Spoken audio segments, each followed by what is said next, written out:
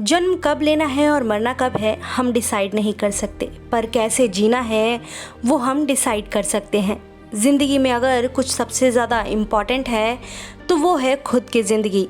ये कुछ ऐसे चुनिंदा शब्द हैं जो सुशांत सिंह राजपूत ने पर्दे पर जिए और इनसे लाखों लोगों को जीने का मकसद दिया। लेकिन 14 जून 2020 को सुशांत का शव उनके बांद्रा स्थित फ्लैट में मिला था। शुरुआत में इस केस को नेपोटिज्म से जोड़ते हुए आत्महत्या बताया गया था, लेकिन बाद में इस केस में कई अलग एंगल भी सामने आए और ये जाँच बिहार पुलिस से होते हुए CBI के पास पहुंची।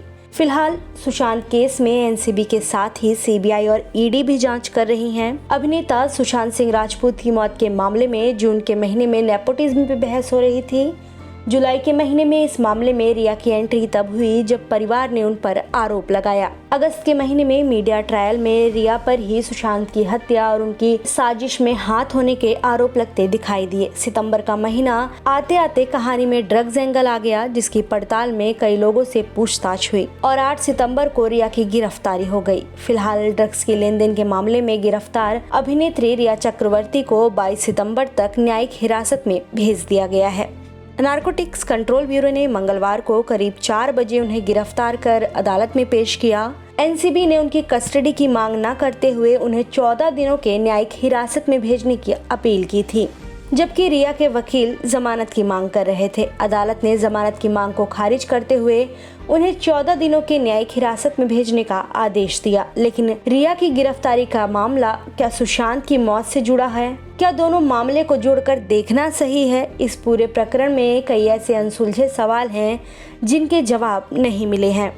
सुशांत की मौत के 1 महीने बाद यानी 25 जुलाई को उनके पिता ने पटना के राजीव नगर थाने में रिया के खिलाफ FIR दर्ज कराई थी। उसमें परिवार ने रिया चक्रवर्ती पर पैसे ऐंठने और आत्महत्या के लिए उकसाने का आरोप लगाया था। तब अभिनेता शेखर सुमन ने भी ट्वीट कर कहा था कि सुशांत के परिवार वालों ने रिया के खिलाफ सेक्शन 306 आत्महत्या के लिए उकसाने 340-42 के तहत मुकदमा दर्ज कराया है। शेखर सुमन ने यह भी कहा कि ये पूरे मामले की जांच के लिए SIT का गठन किया गया है। लेकिन रिया की गिरफ्तारी के बाद भी ये सवाल वहीं पर जस का तस बना हुआ है। सुशांत के परिवार ने रिया पर जो आरोप लगाए उनका जवाब नहीं मिला है। सोशल मीडिया पर कई लोग लिख रहे हैं कि सुशांत की मौत में रिया की भूमिका साबित नहीं हुई है। फिर जांच में अभी तक क्या मिला? अगस्त के आखिरी हफ्ते में सुशांत की मौत मामले में नया ट्विस्ट आया और NCB भी मामले की जांच में जुटी। बताया जाता है कि ED को जांच के दौरान ड्रग्स एंगल का पता चला था। नारकोटिक्स विभाग के डिप्टी DG मुत्था अशोक जैन ने कुछ दिन पहले ही मीडिया से कहा कि NCB आमतौर पर अंतर्राष्ट्रीय या फिर अंतर्राज्यीय ड्रग कनेक्शन के मामले में जाँच करती है ताकि इस रैकेट से जुड़ी बड़ी मछलियों को पकड़ा जा सके। ऐसे यानी कि रिया मामले की जांच नहीं करते, लेकिन अब हमें जानकारी मिल रही है, इसलिए हम अपनी जिम्मेदारी से पल्ला नहीं झाड़ेंगे। इस बयान के बाद 3 दिन तक रिया से पूछताछ की गई और 8 सितंबर को उनको गिरफ्तार कर लिया गया। मीडिया में कई जगह नारकोटिक्स कंट्रोल ब्यूरो द्वारा कोर्ट में फाइल किए गए रिमांड कॉपी के आधार पर बताया जा रहा है कि रिया पर आरोप है कि उन्होंने सुशांत के लिए ड्रग्स खरीदे। इसी तरह की एक क्लिप को शेयर करते हुए फिल्म अभिनेत्री तापसी पन्नू ने ट्विटर पर लिखा, रिया ड्रग्स नहीं ले रही थी, वो सुशांत के लिए ड्रग्स खरीद रही थी। ड्रग्स एंगल की जाँच पर परिवार के वकील का शुरुआत में कहना था कि परिवार ने ऐसी किसी जांच की मांग नहीं रखी है। ऐसे में रिया की गिरफ्तारी के बाद भी ये सवाल बरकरार है कि ड्रग्स का सुशांत सिंह राजपूत की मौत से क्या लेना देना है। सुशांत की मौत के बाद जो पहली थ्योरी मीडिया के सामने आई वो थी नेपोटिज्म। जब जांच आगे बढ़ी तो कई फिल्मी हस्तियों ने कहा कि सुशांत सिंह को बाहरी होने की वजह से फिल्मों में काम मिलना बंद हो गया था। कई निर्देशकों के नाम उछाले गए। बुधवार सुबह ही फिल्म निर्देशक अनुराग कश्यप ने इसी मामले पर 2 ट्वीट किए हैं। दोनों ट्वीट में उन्होंने सुशांत के मैनेजर के साथ हुए अपने WhatsApp चैट को शेयर किया है। उसमें से एक चैट 22 मई का है। अनुराग ने चैट शेयर करने की माफ़ी मांगते हुए लिखा कि मैंने ही सुशांत को फिल्म में पहला ब्रेक दिलवाया था, लेकिन मैं अपनी निजी वजहों से उनके साथ आगे काम नहीं करना चाहता था। दूसरा चैट 14 जून का है, जिस दिन सुशांत की मौत हुई थी। इस ट्वीट में उन्होंने लिखा कि ये उनके लिए जो सोचते हैं हम केयर नहीं करते। फिल्म अभिनेत्री कंगना रनौत उनमें से एक थी जो सुशांत की मौत के बाद #जस्टिस फॉर सुशांत के लिए काफ़ी मुखर रही हैं। उन्होंने भी इस कैंप और सुशांत की मौत को जोड़ते हुए कई सवाल किए, लेकिन रिया की गिरफ्तारी के बाद भी इसका जवाब मिलना बाकी है कि इस कैंप का और सुशांत की मौत का कोई संबंध है भी या नहीं। सुशांत सिंह डिप्रेशन के शिकार थे, ये बात रिया चक्रवर्ती ने एक निजी चैनल को दिए अपने इंटरव्यू में बताई थी।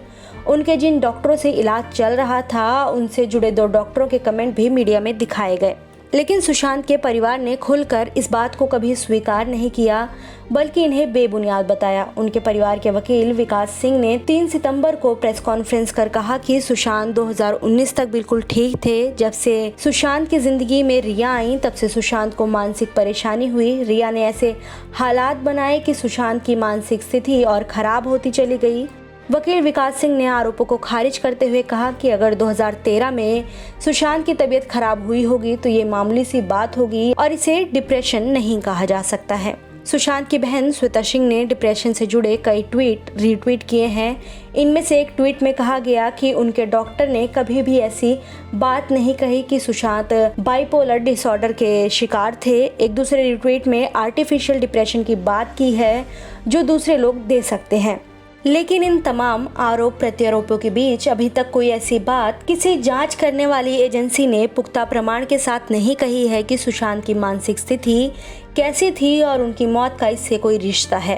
कंगना रनौत ने मुंबई पुलिस पर सुशांत की शिकायत को नज़रअंदाज करने का आरोप लगाया और कहा कि इन वजह से उन्हें उन पर भरोसा नहीं है। दरअसल कंगना जिस शिकायत की बात कर रही थी उसका जिक्र सुशांत सिंह राजपूत के पिता ने सबसे पहले किया था। उनके पिता ने आरोप लगाया था कि फरवरी के महीने में उन्होंने बांद्रा पुलिस से शिकायत की थी कि सुशांत की जान को खतरा है। साथ ही आरोप लगाया कि उनकी शिकायत पर मुंबई पुलिस ने कोई कार्रवाई नहीं की। जब इस मामले में बिहार पुलिस की एंट्री हुई तो उनके अधिकारी जांच के लिए मुंबई पहुंचे। बिहार पुलिस के अधिकारी को मुंबई में क्वारंटाइन किया गया, जिसे जाँच में बड़ी लापरवाही से जोड़कर देखा गया। बिहार पुलिस ने इस पूरे मामले की सीबीआई से जांच कराने की अपील की थी, जबकि रिया चक्रवर्ती ने पटना में दर्ज मामले को मुंबई ट्रांसफर करने की अपील की थी। हालांकि सबसे पहले रिया ने ही अमित शाह को ट्वीट कर पूरे मामले की जांच सीबीआई से कराने की मांग की थी। मामला जब सुप्रीम कोर्ट में पहुंचा तो कोर्ट ने 19 अगस्त को सुशांत सिंह मौत मामले की जांच सीबीआई को सौंप दी, जो अभी चल रही है। लेकिन रिया की गिरफ्तारी के बाद भी ये सवाल बना हुआ है कि मुंबई पुलिस ने जांच में लापरवाही की थी या नहीं, या फिर जो ड्रग एंगल अभी तक की जांच में सामने आया है उसका सुशांत सिंह राजपूत की मौत से कुछ लेना देना है भी या नहीं।